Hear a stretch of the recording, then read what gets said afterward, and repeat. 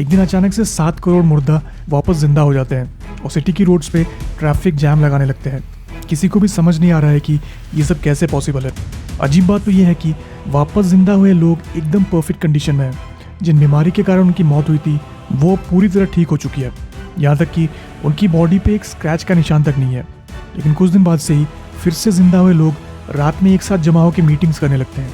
Town के mayor और बाकी नॉर्मल लोगों को लगता है कि वो लोग किसी को नुकसान तो नहीं पहुंचा रहे, इसलिए कोई उन्हें रोकता भी नहीं है।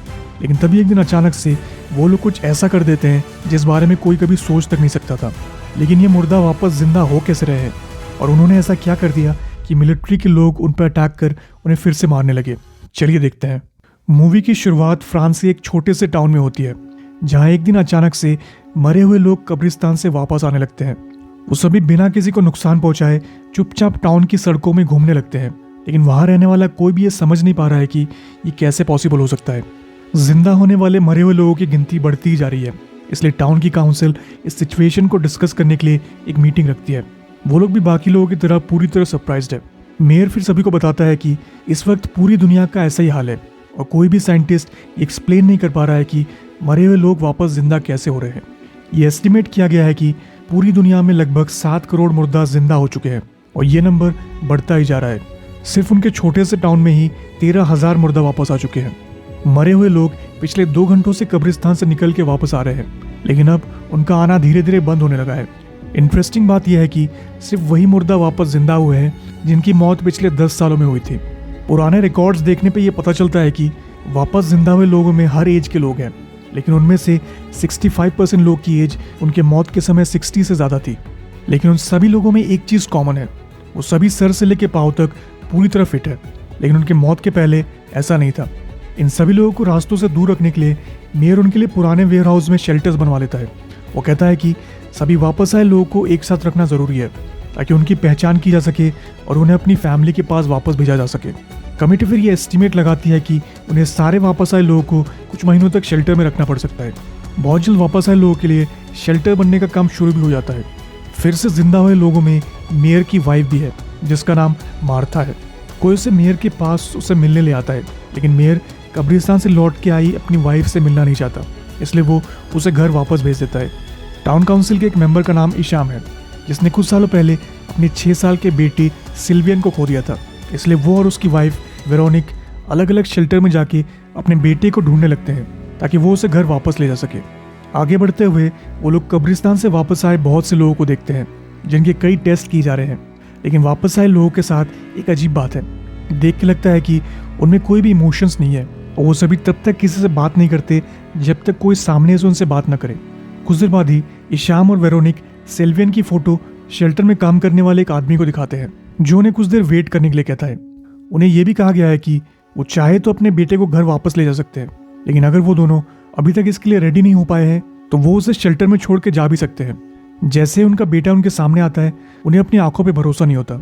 अगले सीन में मेयर के घर को दिखाया जाता है, जहां वो मर के जिंदा हुए अपनी वाइफ से पहली बार मिलता है। वो ऐसा बिहेव कर रही है कि जैसे सब कुछ नॉर्मल है। वो फिर मेयर से पूछती है कि वो आज घर इतना लेट क्यों आया है। इसी बीच इशाम के साथ काम करने वाली एक लड़की रेचल को दिखाया जाता है, जो मुर्दा लोगों के वापस आने की बात को अभी तक हजम नहीं कर पा रही है।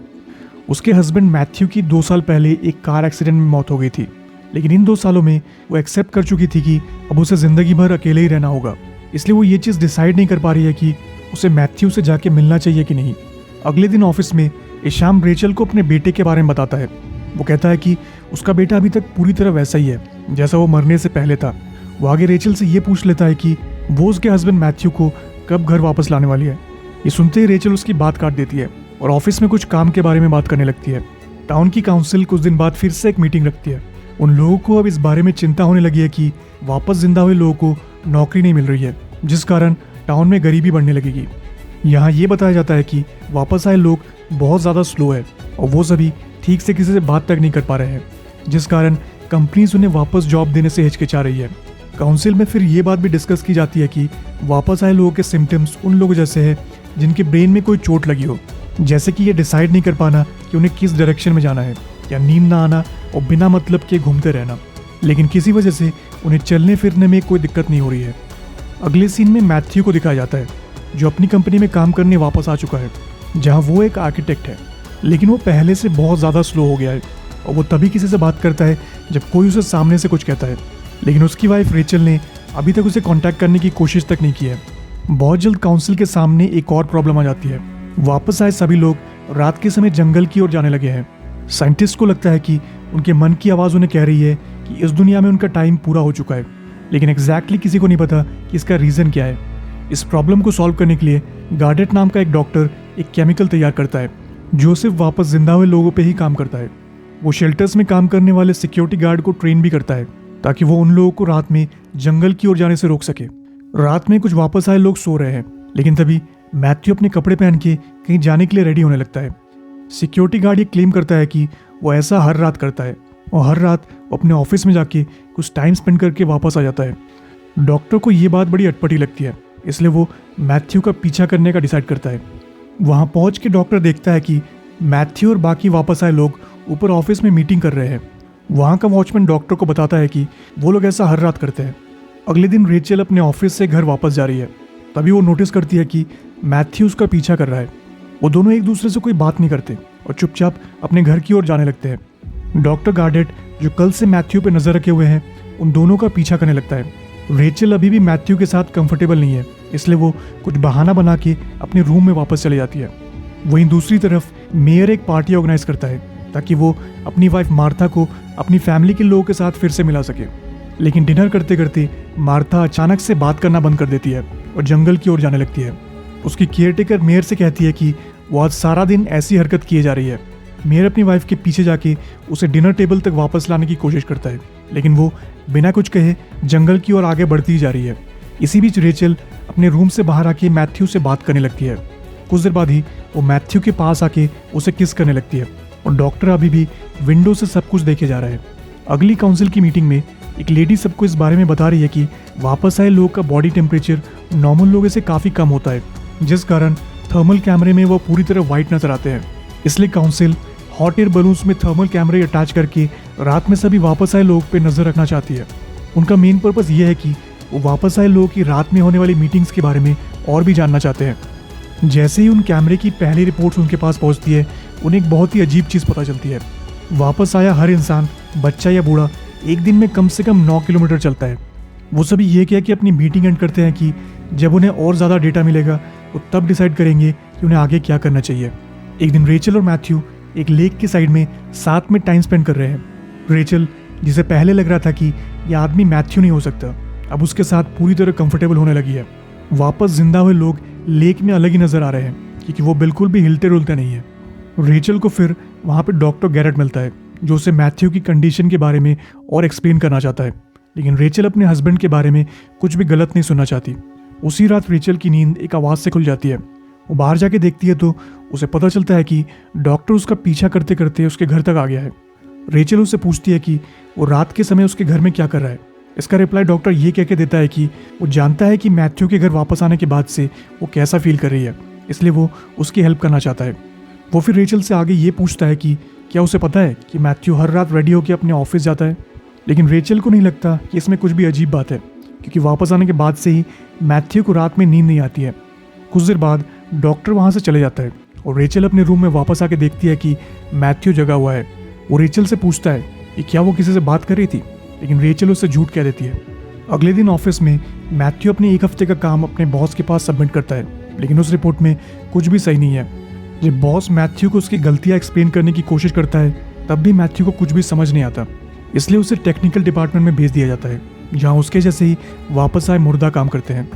अगली काउंसिल मीटिंग में ऑफिशियल्स ये डिक्लेयर कर देते हैं कि वापस आए लोगों के दिमाग के एक हिस्से में सारी पुरानी मेमोरी स्टोर है, जिस कारण उन्हें लग रहा है कि वो अभी तक जिंदा है और वो नॉर्मल होने का बिहेव कर रहे हैं। लेकिन असलियत तो ये है कि वो ऐसा कोई भी काम नहीं कर सकती जिसमें ज़्यादा दिमाग लगाना पड़े। रात में मैथ्यू फिर से रेडी होकर अपने ऑफिस जाने लगता है और रेचल को इस बारे में कोई खबर नहीं है, लेकिन इस बार डॉक्टर उनके पास जाके उनकी बातें सुनने लगता है। वो सभी सिटी के मैप्स और आसपास के एरियाज़ के बारे में बातें कर रहे हैं। इसी बीच ईशाम के बेटे सिल्वियन की अचानक से नींद खुल जाती है और वो बाहर जाने के दरवाजे को ठोकने लगता है और ये कहता है कि उसे अभी बाहर जाना ही होगा। वो ऐसा कई दिनों से कर रहा है, इसलिए उसके पेरेंट्स बहुत ज़्यादा परेशान रहते हैं। सिल्वियन के स्कूल ने भी उसके पेरेंट्स को बोल दिया है कि वो अपने बेटे को कहीं और जाके पढ़ाए, क्योंकि उसे देख बाकी बच्चे बहुत ज़्यादा डरे हुए रहते हैं। उसकी माँ फिर ये कह के रोने लगती है कि सिल्वियन बस उनसे दूर भाग जाना चाहता है। इसी तरह मेयर की वाइफ भी फेंस को जंप करके वहाँ से भाग जाना चाहती है, लेकिन मेयर उसे रोक लेता है। अगले दिन मेयर रेचल से कहता है कि उसे डर है कि वो एक दिन सुबह उठ के देखेगा कि उसकी वाइफ घर से कहीं दूर जा चुकी है। रेचल फिर उससे कहती है कि उनकी किस्मत में जो भी लिखा है वो होके ही रहेगा, चाहे हम उसे कितना भी रोकने की कोशिश कर ले। यहाँ ये बात तो साफ है कि वापस आए सभी लोग अपने घर से कहीं दूर भाग जाना चाहते हैं ताकि वो अपने जैसों के और पास जा सके। लेकिन अभी तक कोई ये समझ नहीं पाया है कि वो सभी रात में होने वाली मीटिंग्स में क्या बातें करते हैं।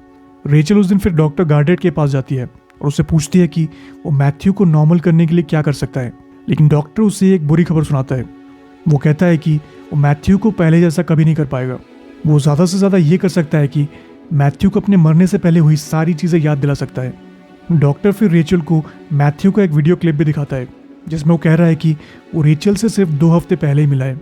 डॉक्टर की बातें सुन के रेचल अपनी सारी उम्मीद खो देती है, लेकिन वो घर वापस आके देखती है तो उसे मैथ्यू कहीं नज़र नहीं आता। किसी और जगह एक सिक्योरिटी गार्ड मैथ्यू और उस जैसे कई और लोगों को सिटी से दूर एक वेयरहाउस के पास खड़े हुए देखता है। वो उन्हें वहाँ से चले जाने के लिए कहता है, लेकिन तभी उस जगह के पास एक बहुत बड़ा एक्सप्लोजन होता है।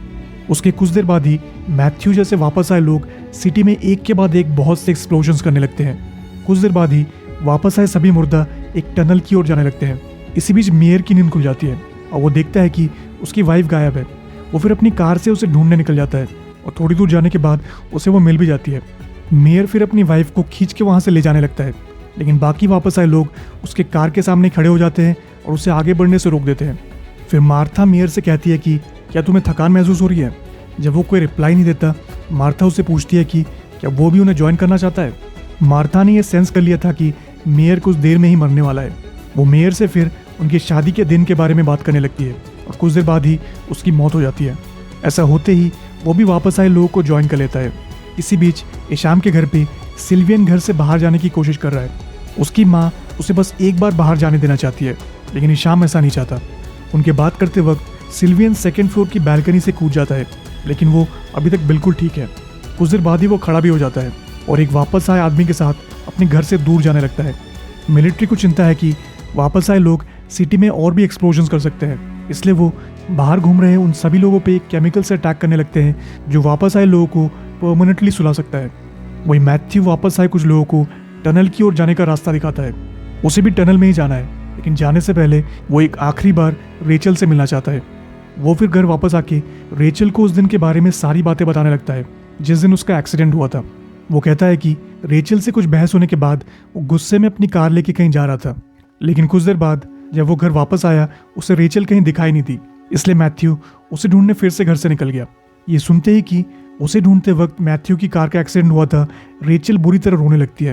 वो फिर मैथ्यू के साथ टनल के एंट्रेंस तक जाती है और उसके आगे जाने से पहले वो मैथ्यू को आखिरी गुड बाय किस करती है। अगली सुबह मिलिट्री के लोग उन वापस आए लोगों की बॉडीज को उठाने लगते हैं जिन पे कल केमिकल से अटैक किया गया था। मूवी के एंड में मिलिट्री के लोग डेड बॉडीज को उनके कब्र के ऊपर रखने लगते हैं और कुछ देर बाद ही वो बॉडीज अपने आप गायब होने लगती है।